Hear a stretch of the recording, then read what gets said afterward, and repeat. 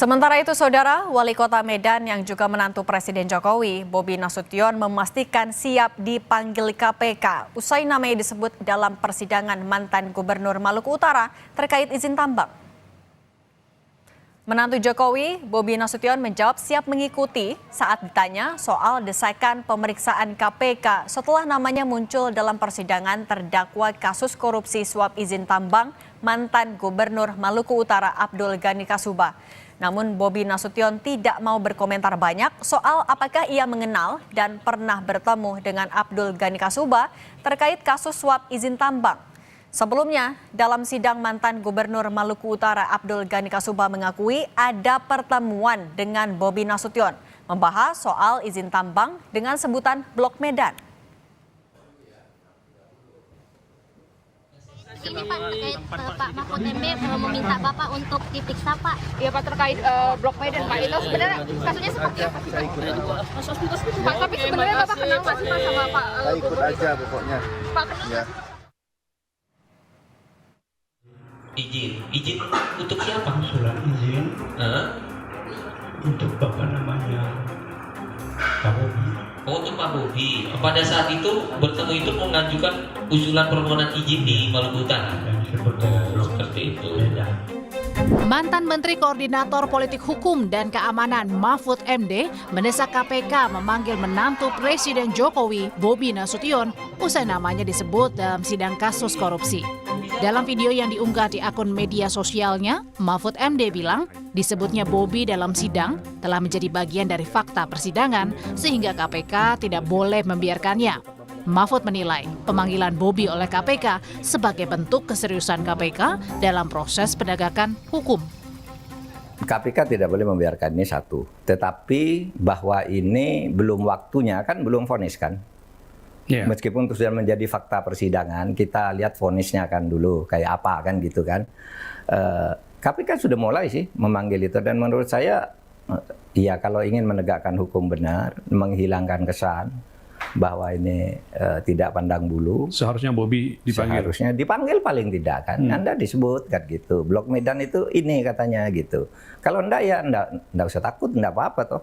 Kan malah gagah orang datang. Sejauh ini, Jaksa Penuntut Umum menyebut belum memiliki rencana melakukan pemeriksaan terhadap Wali Kota Medan Bobi Nasution. Jaksa memastikan masih akan berfokus pada dakwaan dan membuktikan kasus suap dan korupsi yang menyeret mantan Gubernur Maluku Utara Abdul Ghani Kasuba terkait sejumlah izin proyek. Namun jaksa tidak menampik akan memeriksa fakta baru yang muncul di persidangan terkait Blok Medan yang merujuk pada Wali Kota Medan Bobi Nasution. Blok Medan tentu ini adalah fakta-fakta yang tentu kami akan pelajari. Apakah ini berkaitan dan beririsan langsung dengan perbuatan tindak gubernur atau tidak.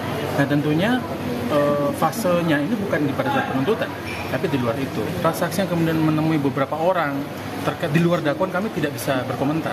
Namun kalau hubungannya dengan apakah itu hubungannya dengan tugasnya Kadis SDM dan tugasnya gubernur, ya tentu teman-teman bisa nilai dan simpulkan sendiri. Nasution ini tidak dihadirkan dalam persidangan. Kalau berpacu pada surat, rencana enggak? Kami berpandangan sepanjang alat bukti yang dapat digunakan untuk memutus dakwaan kami akan gunakan, termasuk saksi-saksi. Sebelumnya dalam sidang, mantan Gubernur Maluku Utara Abdul Ghani Kasuba mengaku pernah ke Medan, Sumatera Utara untuk membahas terkait izin pertambangan nikel di Blok Halmahera Timur. Kepada Jaksa Penuntut Umum KPK, Abdul Ghani Kasuba menyebut izin tambang tersebut akan diberikan untuk Wali Kota Medan Bobi Nasution dengan kode Blok Medan. Terkait apa? Kenapa blok di Halmahera Timur, saudara terdakwa? Tambang nikel. Iya, kenapa? Terkait, ya maksudnya blok di Halmahera Timur kan tambang nikel.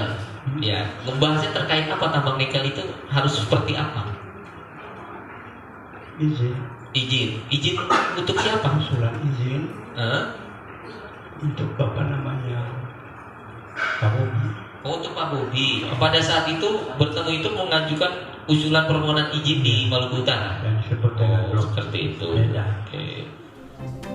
Saat ini KPK telah menetapkan 7 orang sebagai tersangka dalam kasus suap izin tambang mantan Gubernur Maluku Utara Abdul Ghani Kasuba. Tim Liputan, Kompas TV. Terkait desakan agar KPK segera memeriksa menantu Jokowi, Bobi Nasution karena namanya yang muncul di sidang, kita bahas bersama peneliti Pusat Kajian Anti Korupsi UGM, Mas Zainur Rohman. Mas Zainur, selamat sore. Selamat sore Mbak Cindy. Mas Zainur, nama Bobi Nasution kan muncul di persidangan kasus korupsi izin tambang ex-gubernur Malut. Nah, kalau Anda melihatnya urgensi untuk memeriksa atau memanggil Bobi Nasution oleh KPK seberapa besar? Ya, sangat penting ya. Kenapa? Karena keterangan itu disampaikan oleh pihak-pihak yang sedang berperkara di depan persidangan.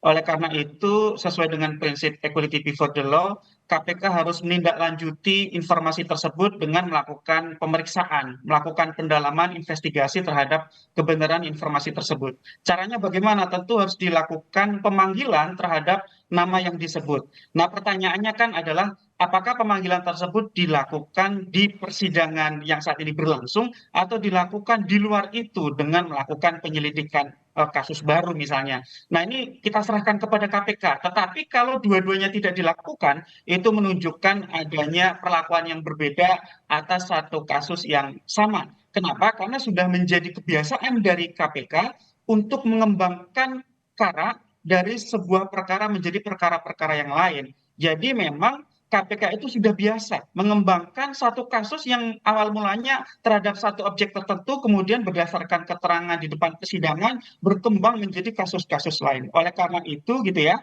ini publik menunggu itikat baik keberanian dari KPK, apakah KPK akan melakukan pemanggilan terhadap Bobi Nasution ini di persidangan atau di luar persidangan. Tidak masalah, dua-duanya KPK bisa lakukan itu selama memang KPK menindaklanjuti informasi yang disampaikan oleh Abdul Ghani Kasubah tersebut. Tapi kalau tidak ada pemanggilan, tidak ada pendalaman terhadap informasi yang disampaikan oleh para pihak tersebut di depan persidangan, maka itu sudah menjadi salah satu tanda bahwa KPK ada perlakuan berbeda atau bisa disebut sebagai tebang pilih, Mbak Cindy. Oke, Mas Zainur, tapi tadi Anda menyebut soal adanya itikat atau keberanian KPK. Kalau Anda cermati, KPK mungkinkah dalam waktu dekat memanggil, ada keberanian itu?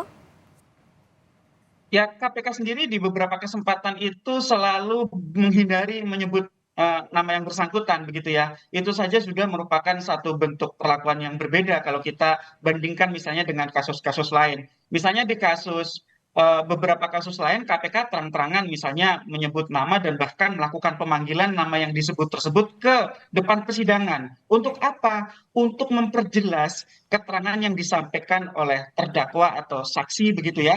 Apakah keterangan tersebut benar atau tidak. Nah, ini kan tidak dilakukan KPK sejauh ini, dan menurut saya yang paling bagus adalah KPK panggil Bobi Nasution di persidangan kasus yang sedang disidangkan ini. Kenapa harus seperti itu?